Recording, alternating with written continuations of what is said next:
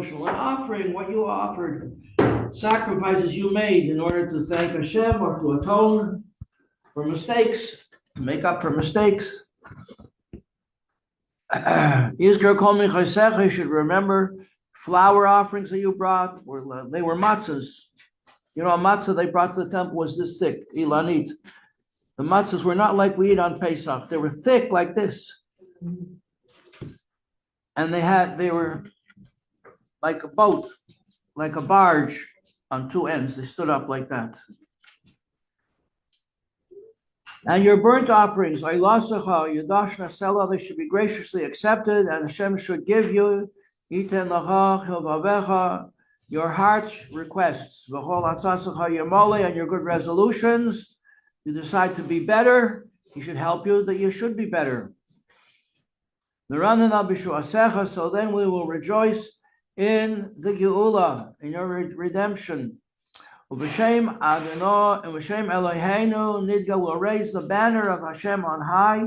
Yimolei Adonai Kol Mishalisecha, and Hashem should fulfill all your heart's requests.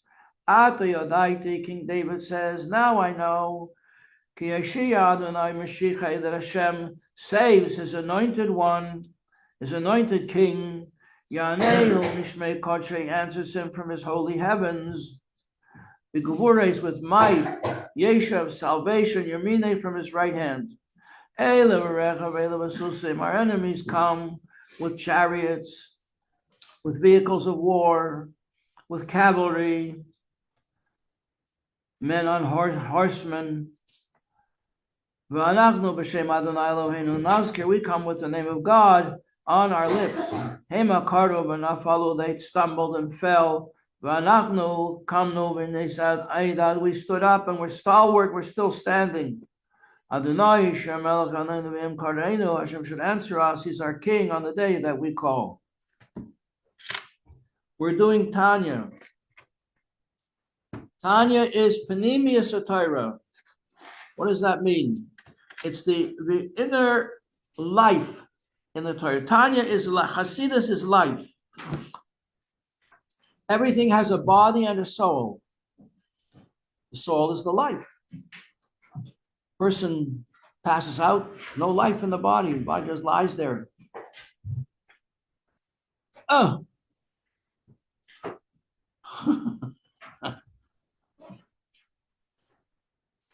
Okay.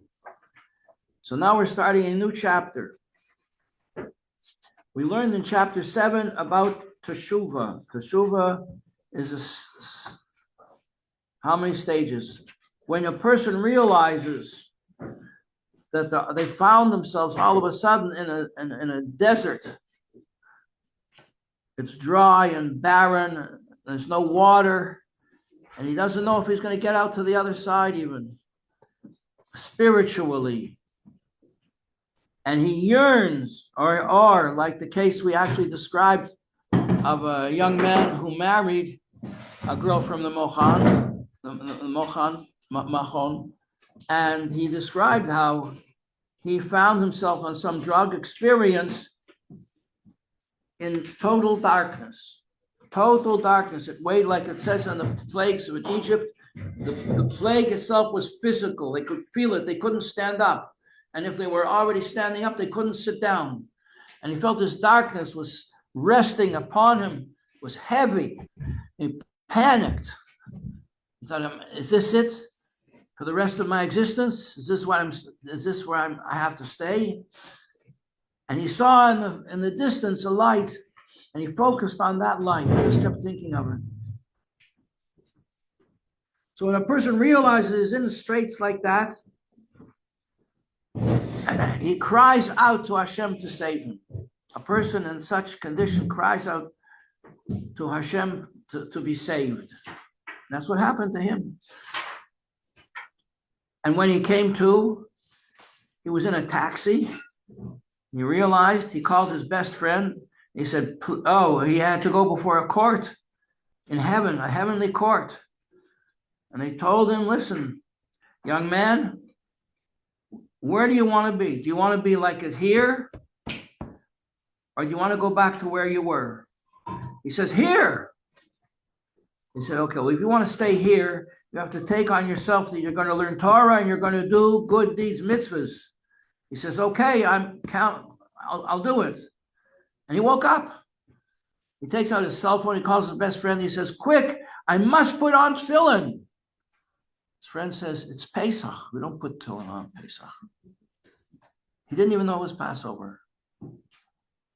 So that's what we learned about. That's the first step of tshuva. When you realize you're in a barren waste land where there's no water,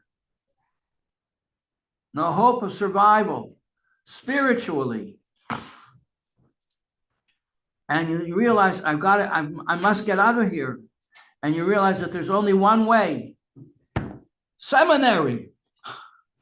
I've got to learn Torah. I've got to be alive. I've got to live.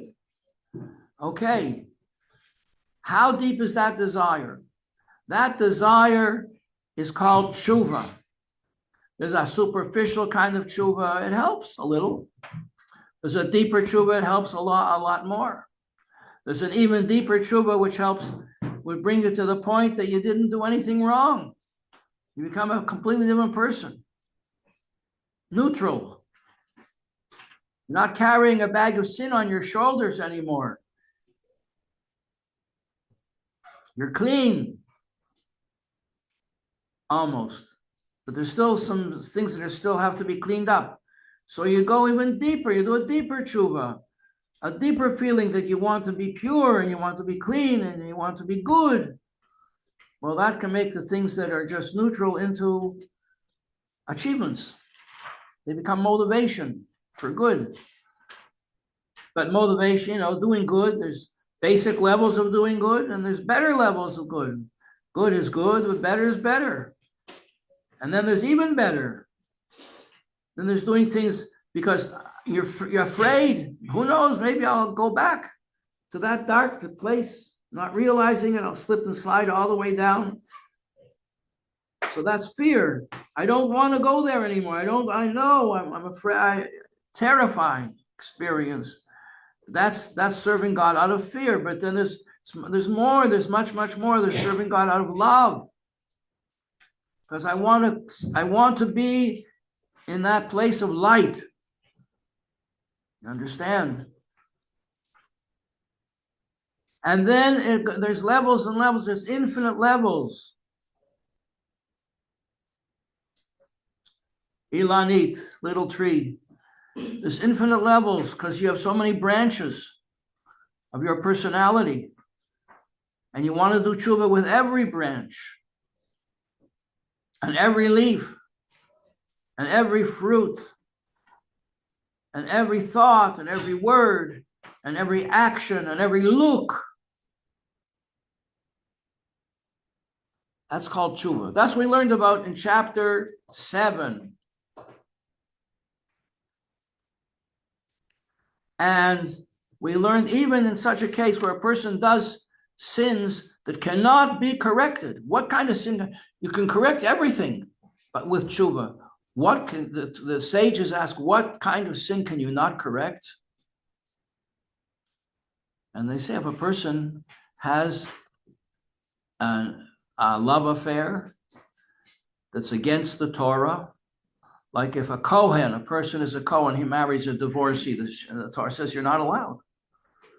So how can you do tshuva if you're doing something, you're in the midst of something that's totally not allowed?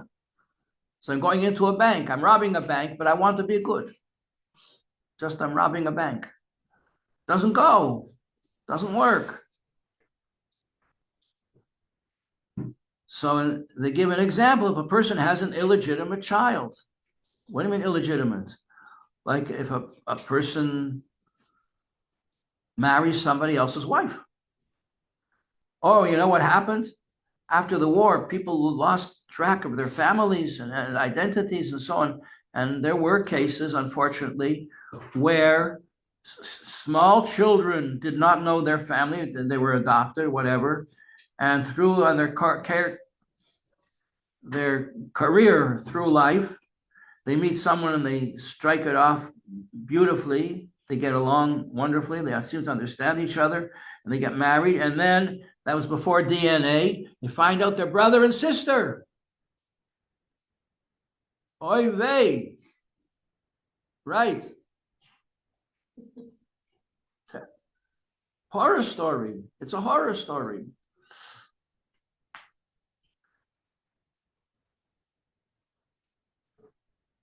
There are many, many different kinds of intimate relationships that the Torah forbids us. Like Esau, for instance. We just finished reading last week about Amalek. Amalek, the arch enemy of the Jewish people. People say Hitler was Amalek. There's a Hamas is Amalek. People with a burning desire to kill Jews. Beyond reason. Where does Amalek come from? Amalek comes from Esau. Esau, Yaakov's twin brother. Uncle Esau.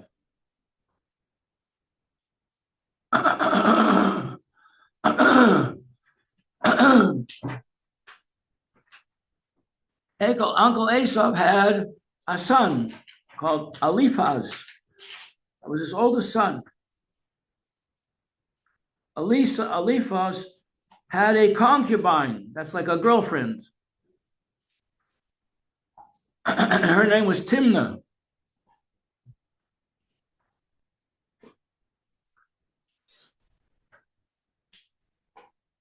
Timnah was, I forget who she was married to. Maybe she was Eliphaz. Could be. Timnah was a princess, and she married Esau because she wanted to be connected to the family of Abraham Avinu. And Eliphaz had relations with her. She was his mother. And out of them came Amalek. Yeah. She makes a face. Terrible. Haman was from Amalek. Haman was a direct descendant of Amalek. Agag, King Agag. Okay, so how do you fix a situation like that? So the Torah says you can't. You can't, because now if I rob the bank, I can give back the money. But now I brought a child into the world. Well, there are cases. Such a thing is a very, very, very deep tshuva. The person does such a deep tshuva that he cannot continue to survive. He's going to die from remorse, from such total remorse. But that's an intermediate stage of tshuva. Because after the remorse has to become a good resolution for the future. The person actually changes their life and becomes a different person.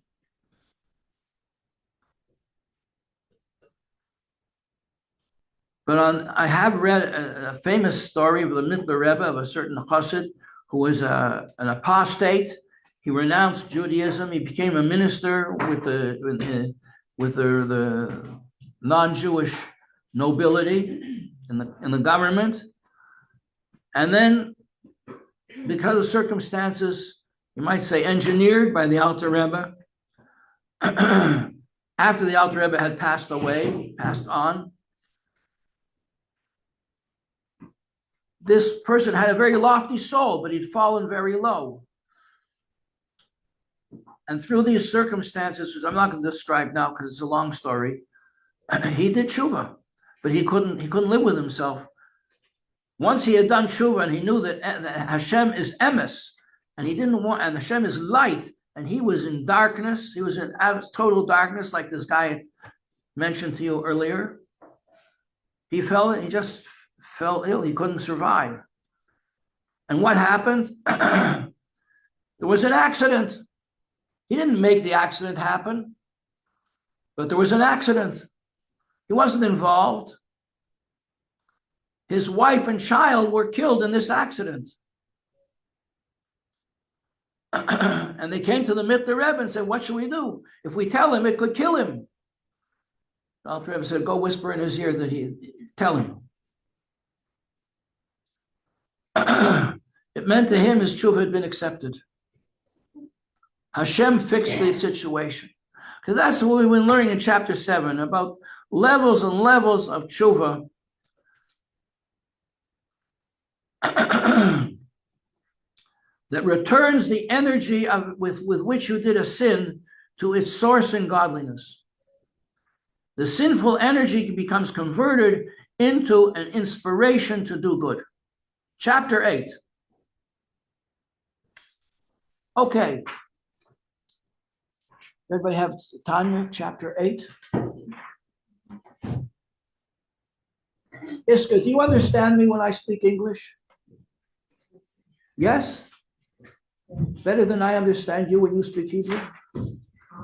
That's what I was afraid of.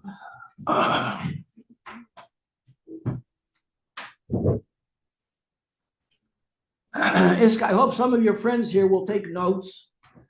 And after the class, we'll go over with you what we speak about, so you get it. But you can read the Hebrew anyway. So you have to do that, because that's why you came here.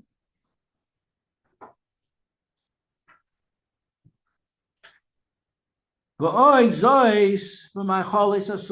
we're speaking about food that's not permissible. Food that you're not allowed to eat. The Torah says don't eat the bacon. Don't eat bacon. Why not? I like bacon. No, you don't. Your animal soul likes bacon. Your godly soul doesn't like bacon. Why not? Because the reason that you're eating food is to have energy to be good girls and to be good mothers and to raise good children and to be good wives. And you can't do that if you're doing at the same time something that Hashem doesn't want you to do. You know what it's compared to? There is such a thing called a mikveh. A mikveh purifies a person from impurity. What's impurity? It's not something physical. It's not dirt. Impurity is a spiritual state, a spiritual contamination. If a person goes to a mikveh to be pure, but they take with them their toy, their favorite dead rat, or dead mouse, and you're holding this dead mouse and think, well, it's my favorite. I was always very fond of this mouse, It was very sweet and cute, and I loved it. And I can't part from it. And it goes to the mikveh holding the dead mouse. The mikveh can't purify him if he's holding a dead mouse. And that applies to everything. If you're doing something that Hashem says don't do it, you can't say, but I'm going to do a mitzvah. I'm going to make a lot of money. I'm going to give a lot of charity from this.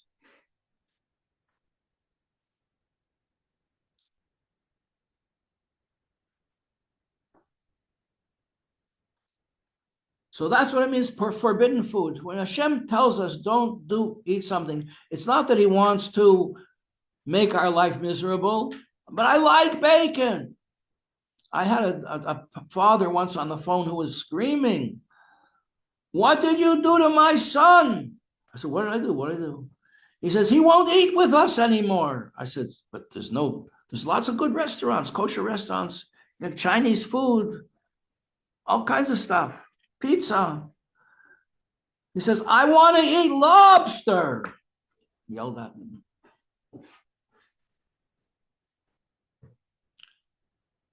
I said, "Your son doesn't want to eat lobster. He doesn't want to do it. It's not against you. He's against lobster. He knows that for you, lobster is like cyanide.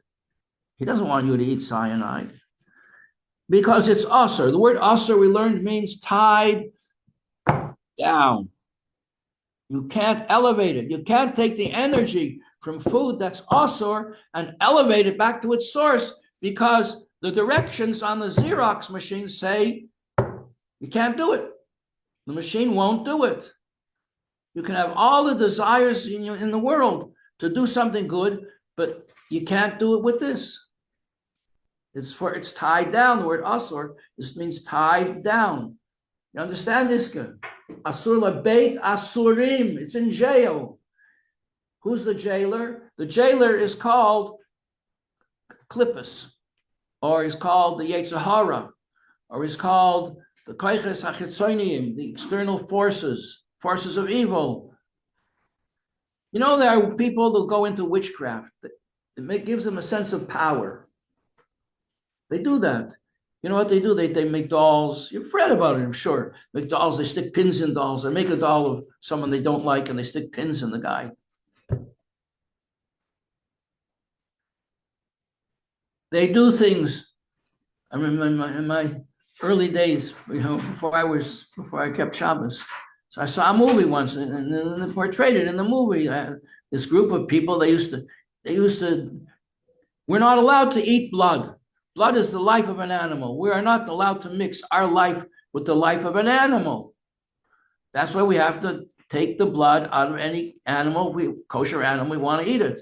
How much more so if you take the blood out of a non-kosher animal? Take the blood of a rat. Eat it. Whoa, now I'm going to be really powerful. I'll be a real rat. I'll have the life of a rat in me. I'll be able to hurt people. Get even with society for rejecting me. Terrible. It's tied down. It's tameh. The word tameh means impure. It's tied down to its impurity, and the impurity comes from what we call the Yetzer Hara, or comes from the power of impurity, power of tumah. So now, what happens if I didn't know? I didn't know. I went to eat by a friend. I thought he understood that I keep kosher. He made me something, a delicious meal. I ate it. I enjoyed it. And afterwards, he told me, yeah, he got the chicken from the local market. What? You didn't get it from a kosher butcher? No. When I was living in London, when I was a student, and I took on myself to eat kosher food, someone pointed out to me a store of a charlatan. A charlatan is an imposter, a spiritual criminal. And instead of writing on the window, basar kosher, which means kosher meat sold here, instead of a base for basar, he wrote a chaf. So if you change the base from basar to a chaf, and it becomes kosher. So he wrote on his window, kosher, kosher. People didn't know any better. They saw Hebrew words. Basar, if it was kosher meat. It wasn't. He was selling treifa meat. They put him out of business. When they found out, people found out. But for a while, people didn't care. A more recent example, there was a restaurant in Lakewood, outside of Lakewood. Everybody used to go there at Motzi Shabbos to buy food, and it was under kosher supervision. It was run by a Chinese guy who was serving Chinese food, right? And he found out that when the mashgiach was not present, he could go to the butcher and get food much cheaper and make a bigger profit if he just went to any meat store. And eventually people saw him and they put him out of business, of course. But in the meantime, look at all these people that bought his meat. Saturday night, they would go out and buy his meat. He was a good cook. Chinese food. So that's what it says here, second paragraph, page 127. What happens if a person eats non-kosher meat without realizing it? His intention was l'shem shamayim. He wanted to use this meat, this food, to serve God. Motzi Shabbos, to go out for a meal with the family. Shrek. Third paragraph. And then, let's say he ate the meat. He didn't know it was not kosher. Maybe he never even found out. Never found out. Maybe because he was only there visiting his family and he went back to where he came from. And then the scandal burst out, and people found out about it. And his family, they never bothered. Nobody remembered that he had been there at that time, during that period when they were serving non-kosher meat in the store before they closed it down. And he ate that meat. He went out Saturday night to the Chinese to have Chinese food, and he went back home and he learned Tanya. Went back home, he did his Shir Tanya, and he learned Chumash with Rashi. Guess what? It doesn't work. He wanted to elevate the food and use the energy from the food to serve Hashem. Doesn't work. It doesn't go. It won't go.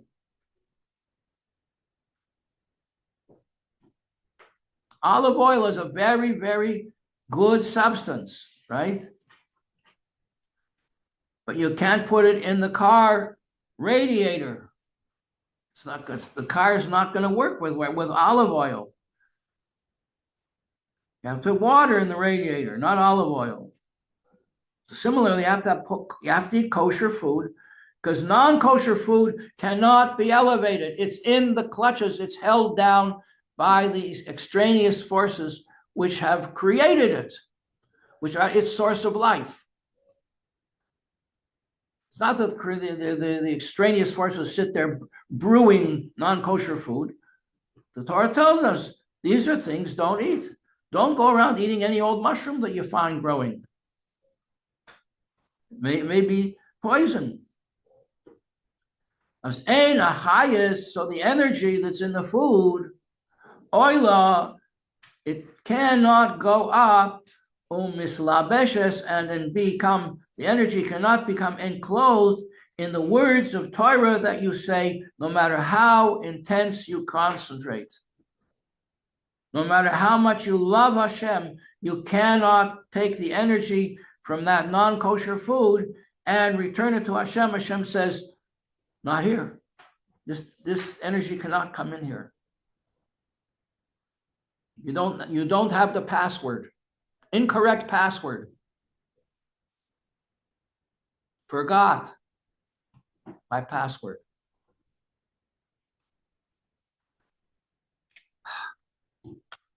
And that's the difference between non-kosher food and kosher food. That when you eat kosher food, kosher pizza, kosher Chinese food, Motzi Shabbos, in a kosher restaurant, and then you go home and learn Chumash Rashi or a mimer, it's good. The energy that you got from that food returns to its source in godliness. But if it's not kosher food, page 128, it is held captive. Like in Beit Asurim, it's held captive to the power of the other side, the unclean side, which is called the klippas, and the energy cannot be elevated to holiness.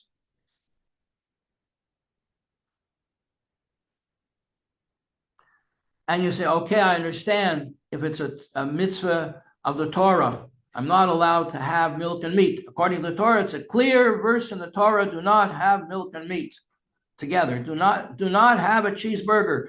The meat, the cheese is good, it's kosher. The meat is kosher. Put them together, it becomes a new substance that is forbidden. Okay. Now, what about if it's not from the Torah? Let's say it's a rabbinical enactment. It's a law that the rabbis passed to keep a person far from making a mistake. It's not forbidden in and for itself, but the rabbis made a number of guidelines to help a person to keep him far from making a mistake. What's a guideline? For instance, I'll give you this. This is going to be the last thing we'll talk about today. Pesach. We have to eat the matzahs and moror and everything and the meal and bench and eat the afakaiman before we bench before midnight. Before midnight. And it's a big rush. Eat all that food. It's a tremendous rush. So the rabbis say the way to do this mitzvah according to the Torah is to finish before midnight. What if I don't finish before midnight? Okay, keep going. Keep going. Finish before dawn at least. At least finish before daybreak. So if the mitzvah, now this is a Mishnah. Who remembers what a Mishnah is? Mishnah is knowledge nuggets, right? Little paragraphs, short paragraphs of Jewish law. And that's how we learn what the Torah really means. These are the paragraphs that explain the meaning of the Torah. That's called Mishnah. Mishnah is given at Mount Sinai together with the law, with all the commandments of the Torah. But if you just read Torah, you don't know what you're supposed to do. You need to have these paragraphs explaining all the details of how you do a mitzvah. So if the mitzvah is to finish the matzah, Rafa Kaiman, before midnight, why, before dawn, why do the rabbis say we should finish before midnight? In order, that's called a fence around the Torah, to put a fence around the rose so that nobody's going to trample the rose bush. If you don't finish by midnight, okay, so you still have till dawn. And that's the difference between a mitzvah of the Torah and a teaching of the sages. The sages, many of the teachings are to keep us safe and sound, in good standing. Don't wait until the last minute to pay your income tax. Take care of things in good time. So that's a rabbinical enactment, is to keep us far away from making a mistake.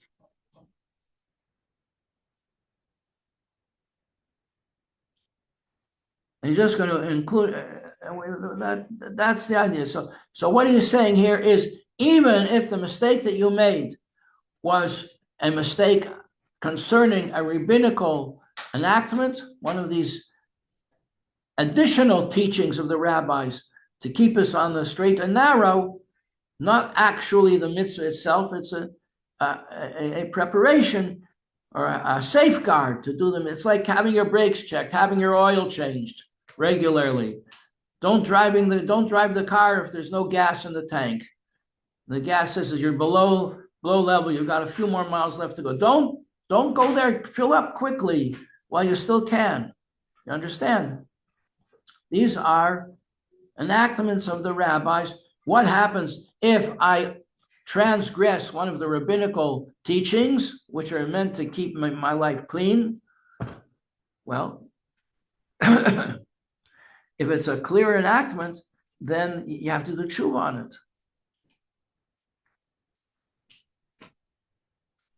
If you're over, if you transgress something that the rabbi said you should not do, then it's in a certain way, it's just as serious as make foul dealing with something that the Torah itself says not to do. So therefore, you can't have cheeseburger, right? But if I had meat, I have to wait 6 hours. That's the rabbi said you have to wait 6 hours. Don't go having pizza after Shabbos if you just finished the cholent. Wait 6 hours before you have the pizza. Thank you very much, everybody. Thank you.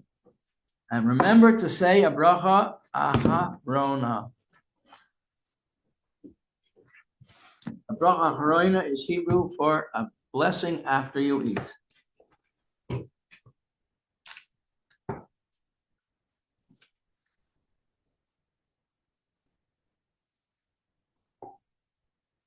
There was a certain family, their family name was Achrona.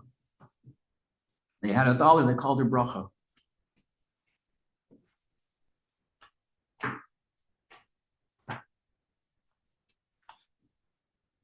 Whoever brought the milk, thank you very, very much.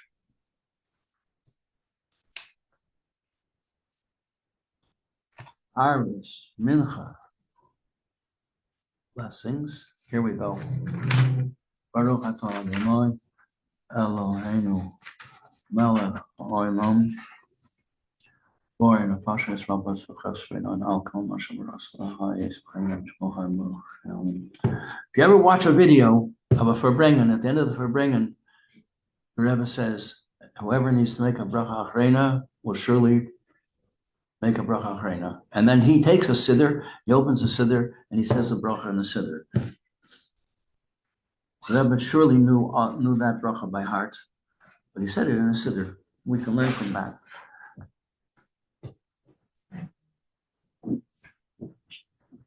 Have a wonderful day, girls. It's a beautiful day. See how clear, beautiful, clear sapphire blue sky this morning.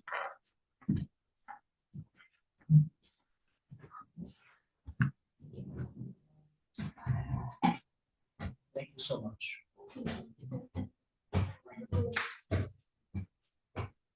Savannah.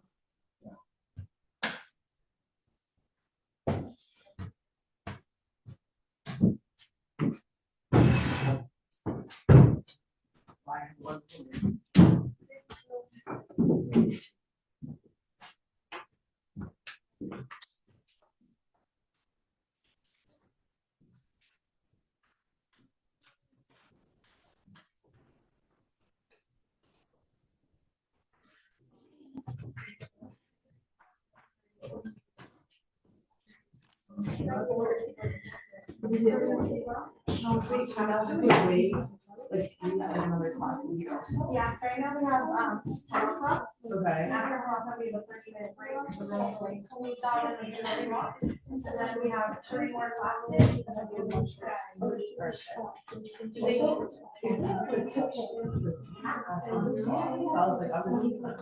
I would like pretty much love it.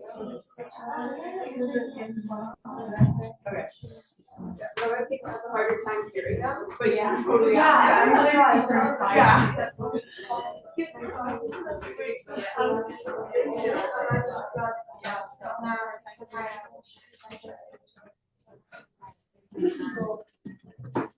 Rosie. Hi.